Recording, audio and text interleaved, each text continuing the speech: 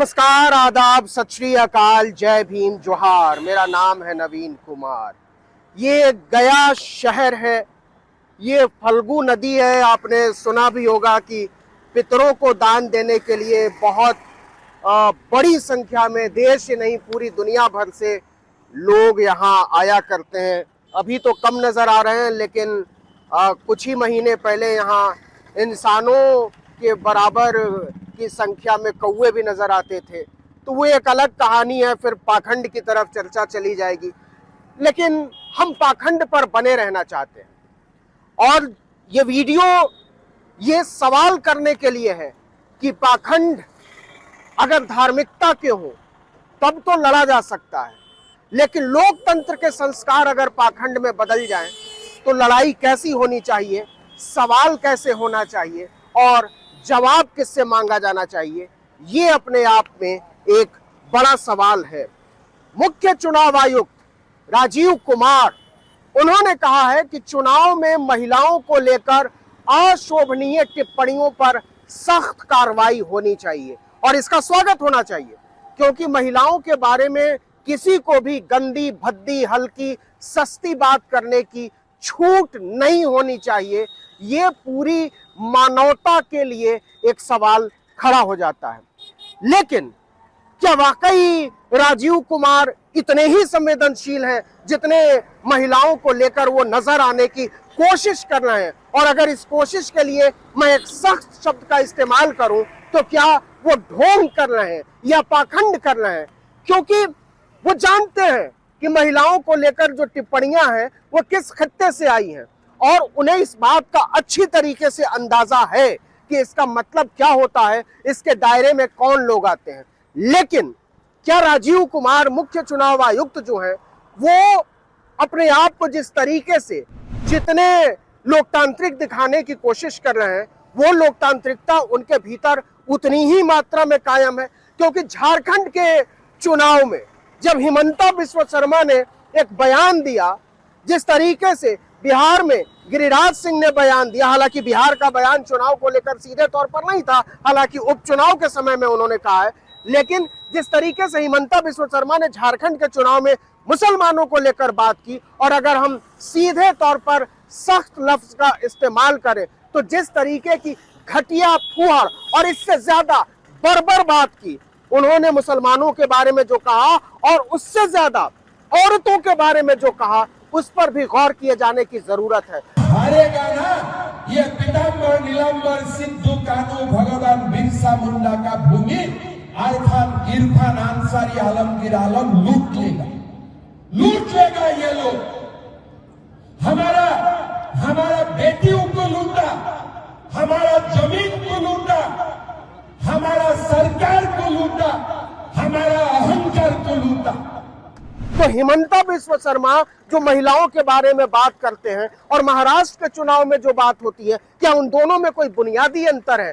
तो इसका जवाब हम भी जानते हैं और आप भी जानते हैं। लेकिन राजीव कुमार अचानक से सक्रिय क्यों हो उठे? उन्होंने क्यों कहा कि सख्त कार्रवाई होनी चाहिए, यह बर्दाश्त के लायक नहीं है और इसका जवाब दिया जाना चाहिए। चुनाव आयोग जो है, जो राज्य की चुनावी मशीनरी है, उसको सख्त एक्शन लेना चाहिए। शाइना एनसी को लेकर जो बात हुई है उसके बारे में हम सब लोग वाकिफ हैं, लेकिन हिमंता बिस्वा शर्मा जो बोल रहे हैं वो क्या है? या फिर योगी आदित्यनाथ जो बोल रहे हैं बटोगे तो कटेंगे, ये क्या है? या नरेंद्र मोदी जो कह रहे हैं वो क्या है? एक है तो सेफ है, कटेंगे तो कटेंगे, एक रहेंगे तो नेक रहेंगे।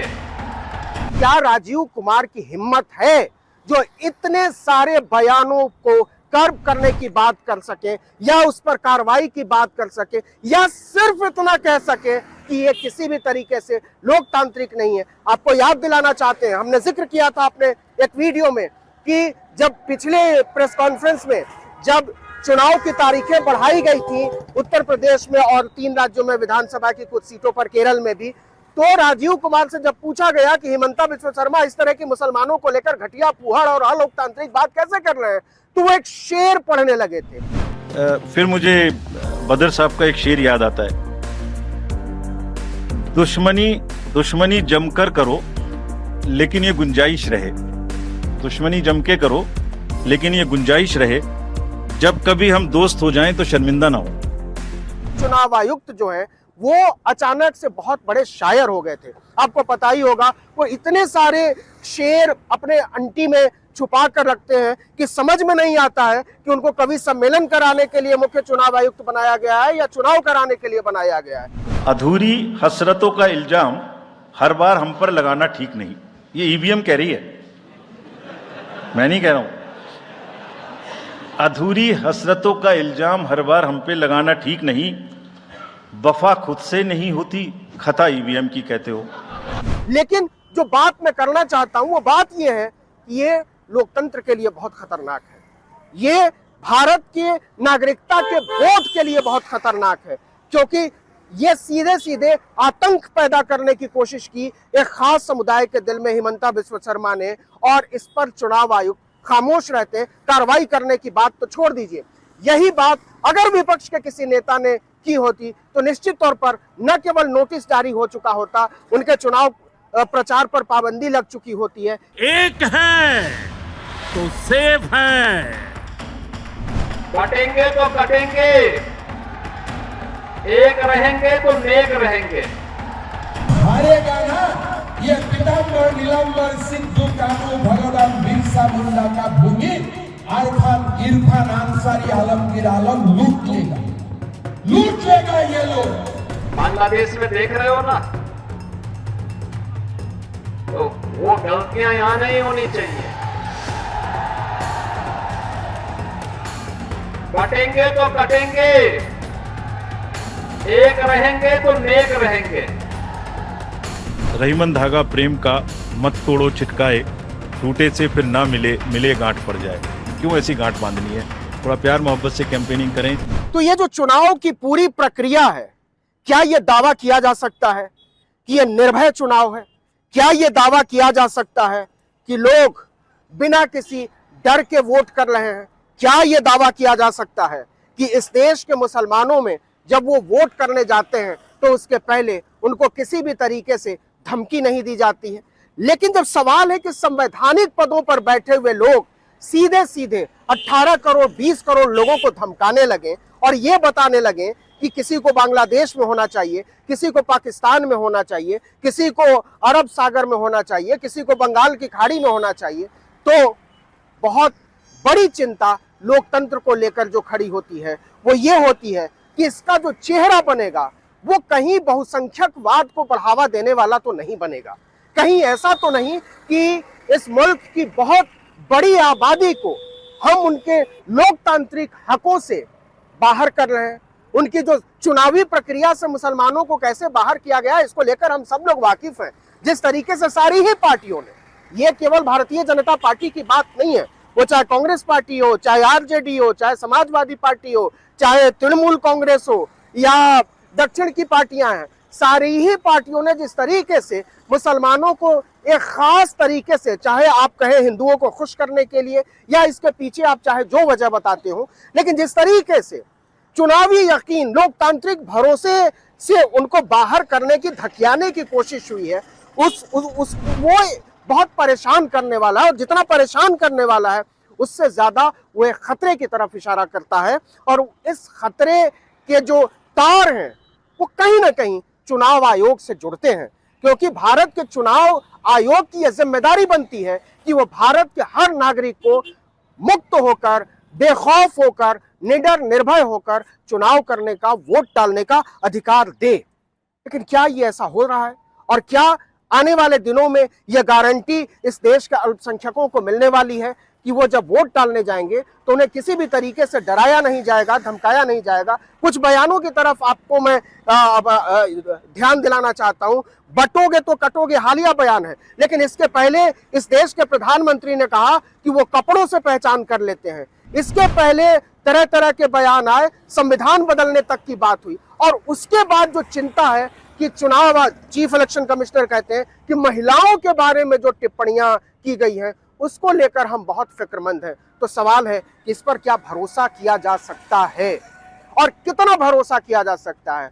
और इन सब से ज्यादा भारत की लोकतांत्रिक जो पूरी प्रक्रिया है, उस प्रक्रिया को लेकर भारत के नागरिकों के मन में, मतदाताओं के मन में जो विश्वास जगाने की कोशिश चुनाव आयोग करता रहता है, वो उसको कितना कामयाब माना जा सकता है। तो एक जो बड़ा सवाल है वो है लोकतंत्र का पानी कितना बचा हुआ है, नजरों का पानी कितना बचा हुआ है, कहीं वो सूख तो नहीं रहा है।